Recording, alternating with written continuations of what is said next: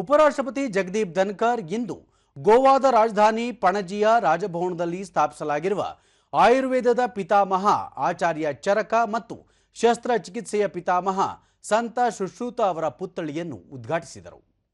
ಈ ಸಂದರ್ಭದಲ್ಲಿ ರಾಜ್ಯಪಾಲ ಪಿಎಸ್ ಶ್ರೀಧರನ್ ಪಿಳ್ಳೈ ಹಾಗೂ ಮುಖ್ಯಮಂತ್ರಿ ಪ್ರಮೋದ್ ಸಾವಂತ್ ಮತ್ತಿತರ ಗಣ್ಯರು ಉಪಸ್ಥಿತರಿದ್ದರು.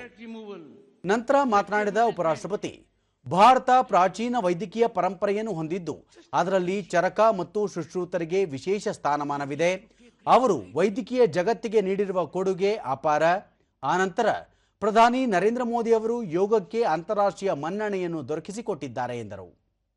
ಇತ್ತೀಚಿನ ದಿನಗಳಲ್ಲಿ ಆಯುರ್ವೇದ ಮತ್ತು ಯೋಗಕ್ಕೆ ಹೆಚ್ಚಿನ ಜಾಗತಿಕ ಮಾನ್ಯತೆ ದೊರಕುತ್ತಿದ್ದು ದೇಶ ವಿದೇಶಗಳಿಂದ ಚಿಕಿತ್ಸೆಗಾಗಿ ಭಾರತಕ್ಕೆ ಆಗಮಿಸುತ್ತಿದ್ದಾರೆ.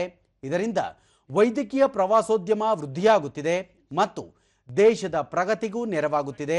ದೇಶದಲ್ಲಿ ವಿಶೇಷ ವೈದ್ಯಕೀಯ ಸೇವೆಗಳನ್ನು ನೀಡಲಾಗುತ್ತಿದ್ದು ಅದಕ್ಕೆ ಭಾರೀ ಬೇಡಿಕೆ ಇದೆ ಎಂದು ಹೇಳಿದರು. ಭಾರತ ವಿಭಿನ್ನ ನಾಗರಿಕತೆಯನ್ನು ಹೊಂದಿರುವ ದೇಶವಾಗಿದೆ.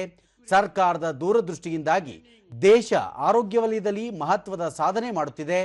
ಆಯುರ್ವೇದ, ಯೋಗ ಮತ್ತು ಗಿಡಮೂಲಿಕೆ ಪರಂಪರೆಗೆ ಹೆಚ್ಚಿನ ಮನ್ನಣೆ ಸಿಗುತ್ತಿದ್ದು ಅವುಗಳನ್ನು ಆಧುನಿಕ ತಂತ್ರಜ್ಞಾನಗಳೊಂದಿಗೆ ಬೆಸೆದು ಇನ್ನಷ್ಟು ಜನಪ್ರಿಯಗೊಳಿಸುವ ಅಗತ್ಯವಿದೆ ಎಂದು ಅವರು ತಿಳಿಸಿದರು. He introduced, and I had a good occasion thanks to the Honorable Governor's vision, 120 surgical instruments. For want of time, I couldn't look at all the instruments, but the ones I looked at, I was amazed. Ages back, those instruments were there, and his teachings resonate with modern principles of evidence-based medicine and clinical precision.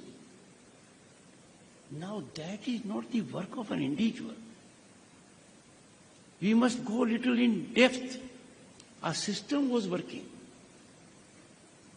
And system, if we go to that extent, was working in all fields: medicine, astronomy,